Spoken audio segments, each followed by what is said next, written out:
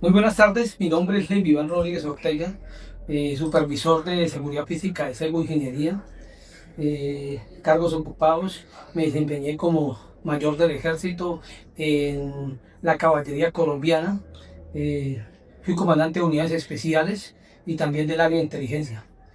El día de hoy me place para mí explicarles lo que ustedes es lo que es riesgo público, el cual es un término que debería ser empleado como riesgo de orden público. ¿Dónde podemos observar nosotros esto? ¿Qué es un riesgo de orden público?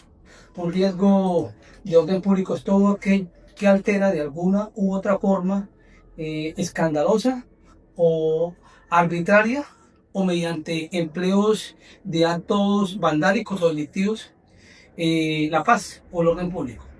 Entre eso que podemos nosotros delimitar y para nosotros saber, la Constitución colombiana, acto legislativo número 1 de 1991, nos delimita muchos casos que tenemos nosotros que comprender. Entonces tenemos que saber nosotros que vale del artículo 212 al 220. Es muy importante tener en cuenta del 212 al 220 estos artículos porque ahí habla mucho de este riesgo público y cómo se mitiga. ¿Qué tenemos en esos artículos? Tenemos nosotros que es en el artículo 217, tenemos en el 217 tenemos lo que es las Fuerzas Armadas, que cuáles son Ejército, Fuerza Aérea,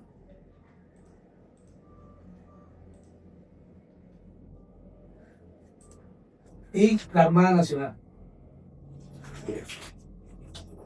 En el 218 tenemos lo que es la policía, que es un cuerpo civil, de naturaleza civil armado.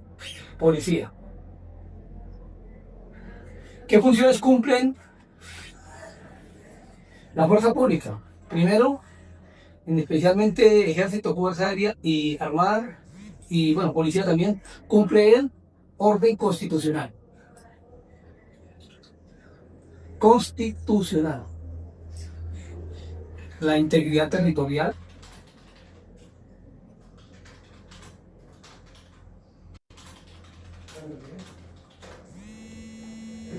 soberanía y ordenamiento jurídico. Y incluyo ahí también la policía porque ordenamiento jurídico. Incluyo también a la policía por jurídico, porque la policía es una fuerza que por la situación del país tocó armarla. Si ustedes vienen observando, el país ha tenido unos grandes cambios, lo que fue el siglo XX. Podemos observar que ahí salieron los primeros grupos armados de alto calibre. Colombia, desde que se fundó, siempre ha estado en guerra, eso ténganlo por seguro. Desde la batalla de Boyacá, este país fue fundado así. Y muchos estados de muchos países fueron fundados de esa manera. 7 de agosto de 1819, sabemos cómo terminó en la batalla de Boyacá. Sabemos que aquí para adelante, lo que fue la Confederación Granadina, Estados Unidos de Colombia, hasta la República de Colombia, en el momento de la regeneración, sabemos que todo ese momento Colombia ha tenido siempre guerra. Una guerra interna, para que usted lo sepa. ¿Y cómo se vio esto? Sabemos que en la época del 9 de abril de 1948 salió el Bogotazo. En el Bogotazo se establecieron los primeros grupos o actores armados de alto calibre. Entonces yo tengo alto calibre porque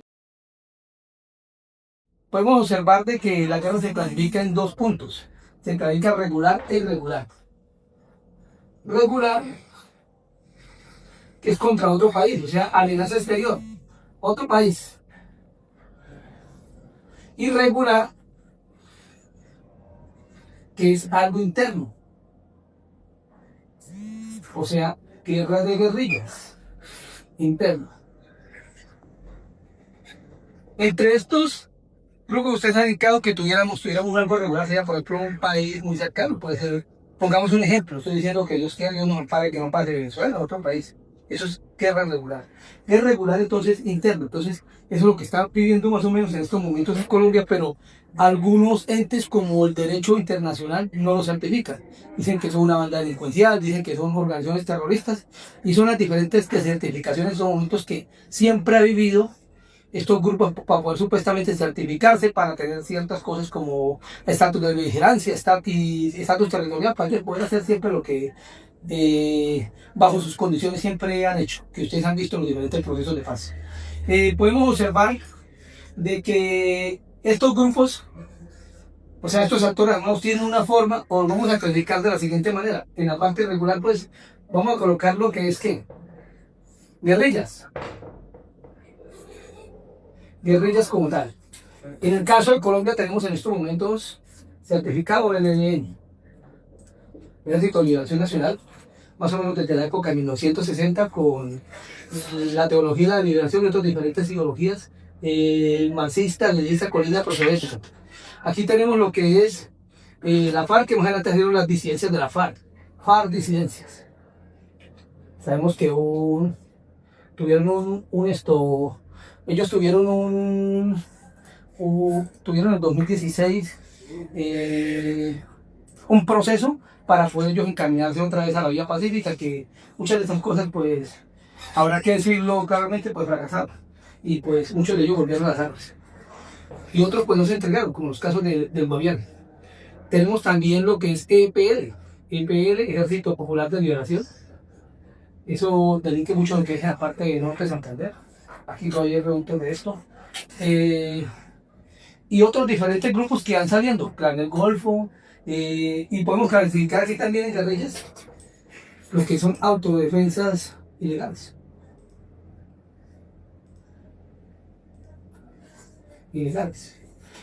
Esto es una forma de ellos actuar, ¿no? Ya le voy a explicar cómo ellos actúan.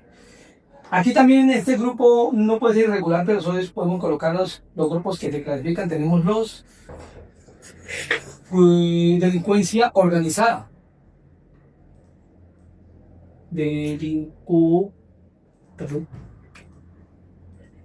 Delincuencia organizada. Y tenemos delincuencia común. Delincuencia común. Tenemos también lo que son, digamos, grupos vendedores de superfacientes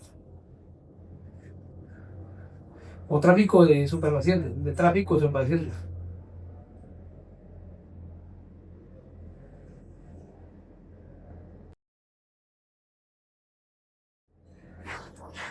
Esto que ustedes pueden observar, ellos tienen una forma de hacer, o una forma de pronto de conseguir, muchos de ellos consiguen finanzas. Y ya vamos a explicarles cómo las pueden conseguir. Y lo que nos afecta a nosotros. Estos grupos tienen algo en común. Y vamos a explicar la parte de nosotros. De pronto lo que es el narcotráfico, esas cosas a nosotros no nos interesa, pero nos interesa la forma como ellos nos pueden afectar a nosotros como una empresa, como Sego Ingeniería, y que siga Dios guardando eso y aplicando los conocimientos. Tenemos lo siguiente. Ellos utilizan secuestro, extorsión, hurto de vehículos,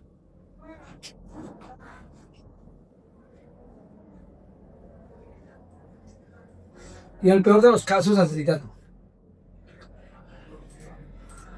Ya a nivel general, que no solamente nos afecta a nosotros, sino también a la fuerza pública, utilizan artefactos explosivos improvisados, AEI. Me voy a poner ahí. Emboscadas.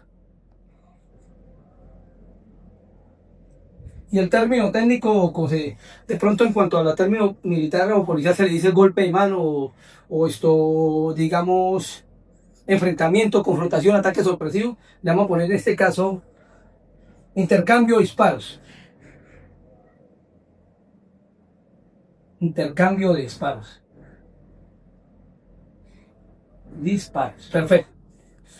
¿Qué podemos observar en estos casos que ustedes pueden ver? Podemos observar de que esta es la forma como ellos mantienen su estructura. Secuestro, pues para sacar su dinero para las armas, extorsión. Igualmente todo esto que ustedes pueden observar. Aquí son, digamos, algunos métodos que ellos hacen. Pues son métodos que nos pueden afectar a nosotros. Todo esto nos afecta a nosotros. Entonces para esto tenemos que hacer unas mitigaciones. Listo, entonces podemos observar lo siguiente. ¿Cómo se trata el secuestro? Todos nosotros, esto es muy general porque realmente en algo irregular nosotros tenemos que aplicar diferentes métodos. Hay que colocar y hacer un planeamiento. Eso también lo va a hacer quién, la policía o los diferentes gaulas. O el ejército, gaulas, pongámosle. Gaulas militares o gaulas ejército. Ejército y policía. Policía. Gaulas de ejército y policía. Listo. La extorsión igualmente también lo maneja el gaula y la policía. ¿Listo? Todo esto tiene que ser documentado, tiene que ser llevado también bajo un proceso que lo maneja mucho la fiscalía, o CTI. Fiscalía y CTI. Ellos van de la mano para hacer los diferentes procedimientos con ellos. Hurto de vehículos. Aquí, digamos, esto es un caso muy específico. Consejo que les voy a dar cuando vean esta situación. Ustedes por lo regular hay digamos, un mapa, aquí le llamamos mapa de calor. Y en otros lados, en la parte militar, se le llama un mapa de situación o apreciación de situación, pero tipo mapa. En ese caso, ¿qué sería? En un hurto de vehículos se pueden ustedes relacionar unas guías para poder sacar una información de primera mano o sacar una hipótesis. Entre ellos, ¿qué podemos tener? Antecedentes del sector. Antecedentes. Un ejemplo, si en determinada parte del país acostumbran a robar y ustedes ven en noticias, es que esto siempre pasa ahí. Les hago una pregunta yo a ustedes. ¿Qué toca hacer? Acompañamiento policial o militar. Así de sencillo, porque es que así son las cosas. No estoy diciendo que perdónenme el término, la liebre puede saltar en cualquier lado, pero eso hay que tenerlo muy en cuenta, los antecedentes. Perfecto, por eso. Información disponible. ¿Qué es una información disponible? Es algo de primera mano que ustedes disponen a través de las diferentes agencias y agentes, digamos, que cooperen con la seguridad de algo que van a hacer los actores armados. Con eso se mitiga. O, digamos, ustedes tienen personal trabajando en esa ingeniería de alguna forma muy prudente, ellos le pasan información. Un ejemplo, que den pilas, que por tal lado va a suceder tal cosa, o están hablando de esto y esta tal comunidad, y no pueden. Eso es una información disponible de primera mano. Todo esto requiere una clasificación que sería en otro momento de pronto hacer una clase aparte para hacerla. Los antecedentes, la información disponible de lo que está pasando en el sector. A raíz de que usted saca esto, va a sacar lo que se llama la hipótesis. Esto es algo mucho más aparte. Hipótesis para poder usted sacar una información de primera mano que sea correcta, en la cual ustedes van a decir que este es el actual y esto es lo que van a hacer los actores armados. Perfecto. Esto lo podemos ver con el hurto de vehículos. Asesinato, pues nosotros sabemos que estamos en el caso de nosotros, Cúcuta, una ciudad muy violenta. Están pasando muchísimas cosas. Hay muchas formas de esto, vuelvo y le repito, hacer un briefing muy pequeño, pero tienen que tener en cuenta que esto requiere más. En asesinato podemos nosotros observar de que se estudian mucho las estructuras delincuenciales. Aquí en Cúcuta pasa de que tenemos lo que están luchando mucho los grupos de tráfico de superfacientes y la delincuencia común y la delincuencia organizada por el factor dinero, para poder controlar ciertos sectores, esa economía ilegal. Tener muy en cuenta eso y digamos hay que manejar unos protocolos muy importantes donde estos grupos frecuentes siempre van a ser bares, sitios de nosotros ya sabemos donde, perdónme la expresión, nada más denominadas prepago, esos sitios ellos van a estar. Entonces hay que, digamos, encaminar al personal de trabajadores, decirles traten de no frecuentar esto, hacer campañas de que, digamos, estén con su familia, con sus hijos, porque eso no vale la pena. Entonces, cosas de eso para tratar de mitigar esto. A no ser de que alguno de ellos esté metido en algún grupo de esos. Artefacto de proceso improvisado. Voy a hacer de pronto énfasis en esta parte que es el que más está sucediendo, lo que es en los Santanderes, Santander y Norte de Santander. Y tenemos muy en cuenta que un artefacto de proceso improvisado se clasifica en varias situaciones, ¿no? Perdón, en varios, como que dice, clasificación de varios de pronto elementos, ¿no? Entonces podemos decir que un artefacto de proceso improvisado puede ser eléctrico e ineléctrico. Eléctrico y ineléctrico. Carga dirigida,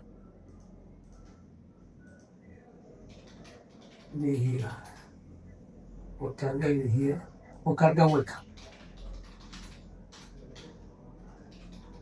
Así es como más o menos se clasifican ellos. Eléctrico porque está ¿qué? Un elemento eléctrico. El simple hecho de que un artefacto utilice un elemento como el mercurio ya pasa a ser un metal. Bueno, ese metal puede ser relacionado también, hay muchas formas de hacerlo. Puede ser relacionado hasta por un reloj, por un celular. Mucho ojo cuando vean elementos extraños en la región, como celulares, en especial esos celulares Nokia, esos viejitos, son celulares muy atractivos para eso. Ineléctricos. Ineléctricos muchas veces suelen colocar, digamos, trampas y ardides. Entonces hay que tener mucho cuidado, digamos, cuando ustedes pueden observar en los sectores cosas atractivas para el personal. Una situación que le hacían al personal de policías y soldados, era lo siguiente.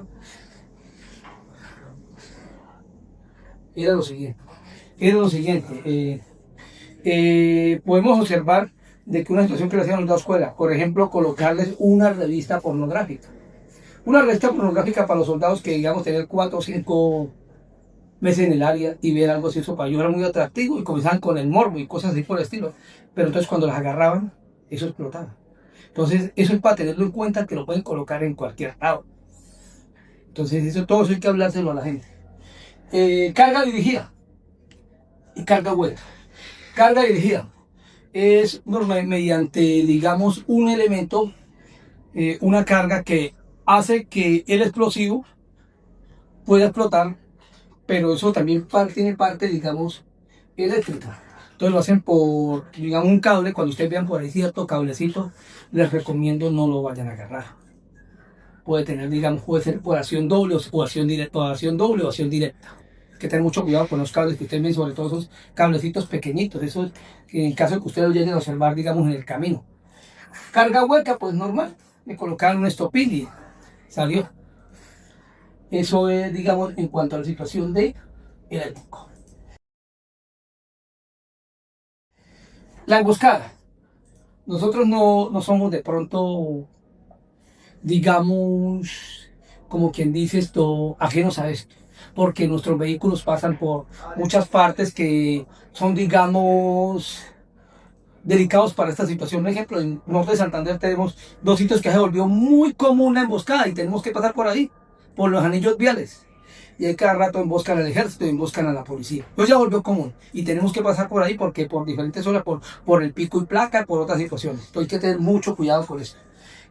¿Cómo reaccionar ante un emboscado?